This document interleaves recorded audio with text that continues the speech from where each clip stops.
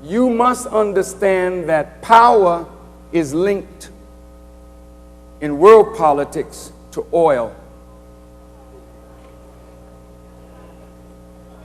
And as the greatest industrial nation on the earth, America has an insatiable appetite for oil. When coal was the #1 energy in the world, Great Britain ruled the world. She had the greatest deposits of coal. But when the power to move engines moved from coal to oil, then England and America began vying for control of the places on this earth that produce oil. Who are the rogue states that America says she does not like? And let's see how oil is connected here. Would you put the map up for us, please?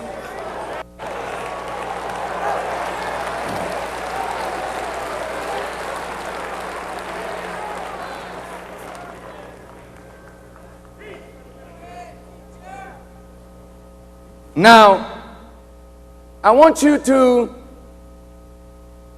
point to Libya in North Africa.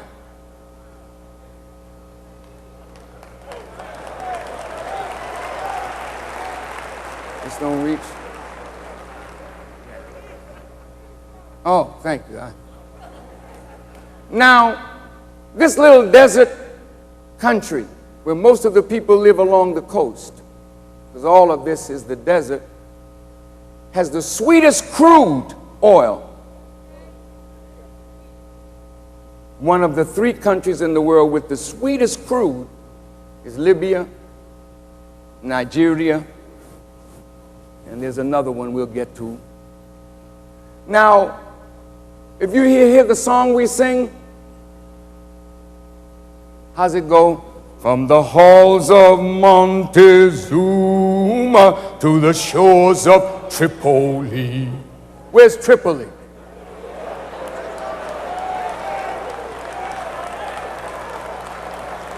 We will fight our country's battles on the land and on the sea. What are you doing over here?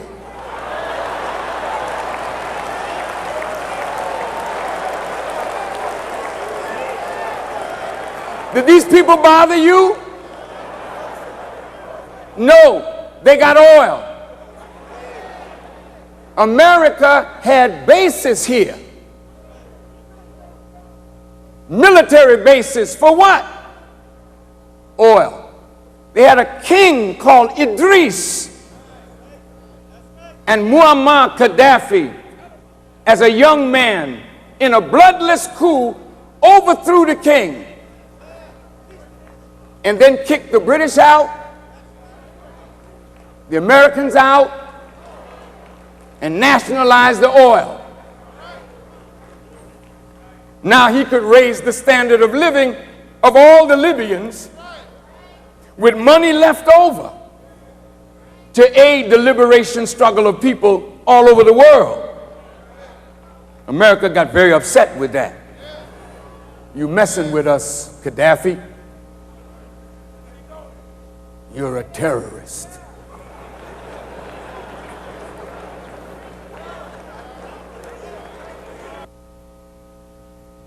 Show us Iraq. Here it is. Now, Iraq has a lot of oil. And next door is Iran. A lot of oil. So in Iran, there was a man by the name of Mohammed Mossadegh. And he nationalized the oil. He's a bad man then to America and England. Why was he bad? Because he wanted to raise the standard of living of the Iranian people. What's wrong with that? Nothing wrong with that to our eyes. Something was wrong with that to the eyes of the rich and the powerful. So they organized a coup and overthrew him and placed a man on the throne called the Shah of Iran, Reza Pahlavi. Now, as that was their man in Iran, they gave him weapons, modern planes, but he was a Muslim, but he was not deep in the religion. So under him, the religion suffered.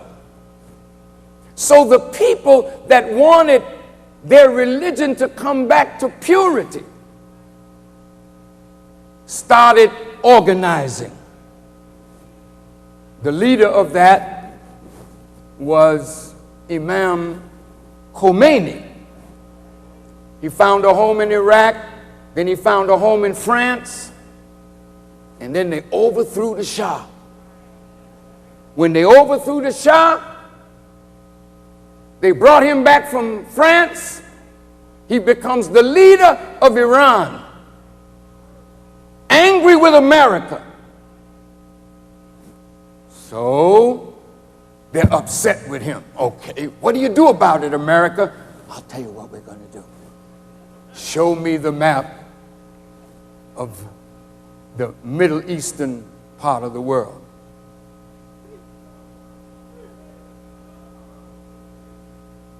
Now look at this. Here in Saudi Arabia, they got a whole lot of oil. So President Roosevelt, he struck up a good relationship with the king. And Aramco had access to all this oil. The kings lived well, but they did well for their people, but it was no democracy. America don't care nothing about that. Just keep pumping the oil. You know,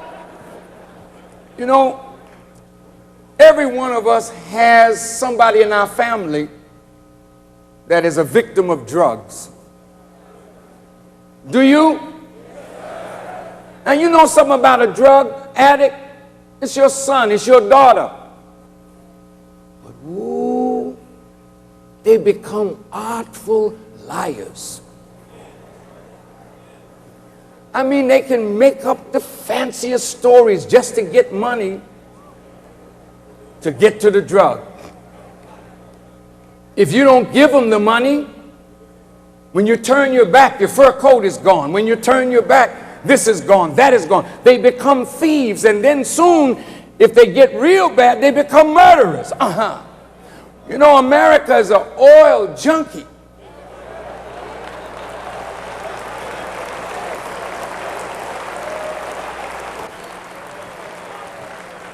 She doesn't care how she gets it. She must have it. I gotta have my fix, okay? So now, you know, Imam, I had a discussion with Prince Bandar of Saudi Arabia. That man Khomeini, when he came into Iran, he was angry with these sheikdoms here, Kuwait and the United Arab Emirates, and he was angry with the king of Saudi Arabia. He said, there's no king in Islam, only Allah is king. And in our prayer we say, "O Allah, thou art the king. There is no God but you." So this man, in his extreme devotion, he frightened Iraq, because Iraq the leadership was socialist. They're Muslims, but Iraq and Syria, socialists. The Ba'ath Party in power. So what did America do? America said, Saddam,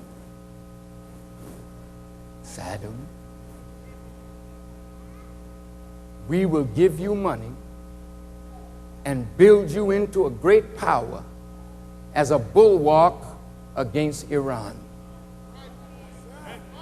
Prince Bandar told me that the Saudis gave to Hussein $80 billion to build him into a military power. If he has weapons of mass destruction, where do you think he got them from?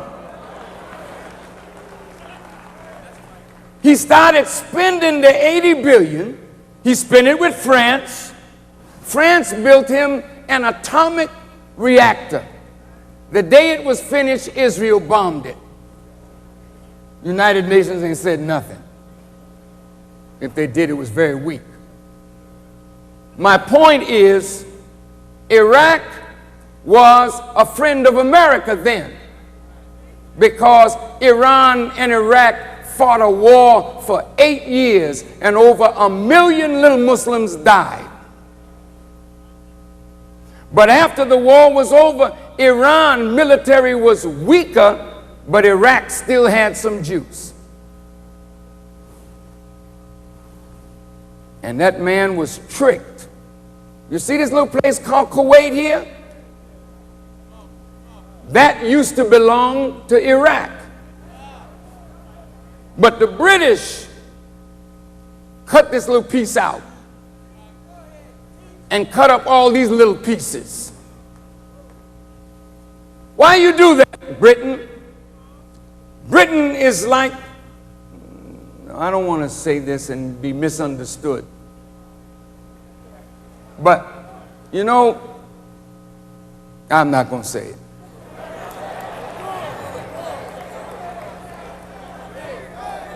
I'll put it this way. Whenever she leaves a place, she leaves it in a condition that will produce war.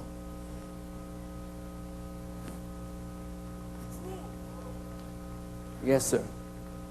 So, now you have Iraq strong, Iran weak.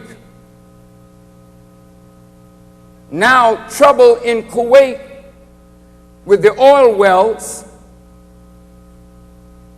They want to go into Kuwait. They speak to the American ambassador. And the American ambassador said, well, we don't have nothing to do with that. So they marched into Kuwait. Then Margaret Thatcher came out of England and went down to Colorado and met with President Bush. The next thing we know, Saddam, you have to get out of Kuwait. And when he went out of Kuwait, all these oil fields were set on fire. Guess what? The billions of dollars that the United Arab Emirates and the Kuwaitis have in banks in America, they had to pay American companies to go in, put out the fire. In the Congress of the United States,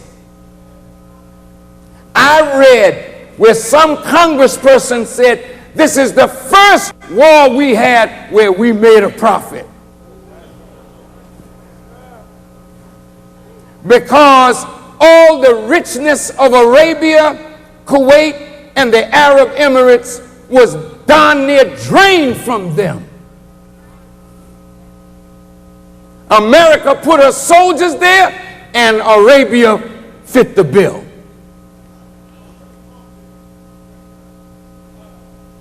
All right, let's go a little further. Look over here, Sudan. Come on, show me Sudan. Here it is. Do you know what? They found the largest deposit of oil anywhere in the world. Guess where they found it? In the southern Sudan. So now what America is trying to do is foster the revolution here to break off the southern Sudan from the Islamic regime in Khartoum, so that America could have access to the oil. But they say it's them Muslims killing Christians, making slaves out of these people in the South. Check this out. Y'all all right? I'm almost finished. America sent arms to Eritrea and Ethiopia. Are you listening? Then these two, they sent arms to Uganda. Raise it up a little. Come on. Come on. Now, here's Uganda. So here, all along the border of the Sudan, war was started with the Sudan. America, Uganda, Ethiopia, and Eritrea. But something happened. Eritrea started using her weapons of war against Ethiopia and vice versa. So they couldn't give Sudan the trouble that America wanted. America's something. You don't know these things because you don't travel, and you don't know these things because you're not interested, and you don't know these things because foreign policy is not for the common American, and that we have to change. We live in the most dangerous time since there's been a time and a people on our planet. We need right guidance to get us through these times. We need to know the truth. And Final Call Incorporated is the storehouse of truth. From lectures by the Honorable Minister Louis Farrakhan to books by the Most Honorable Elijah Muhammad, Final Call Incorporated provides you with guidance and insight into these troubled times. Look in the Final Call newspaper or visit us at store.finalcall.com to see our complete selection of tapes, CDs, DVDs, and books by a wide array of authors. Final Call Incorporated, the storehouse of truth.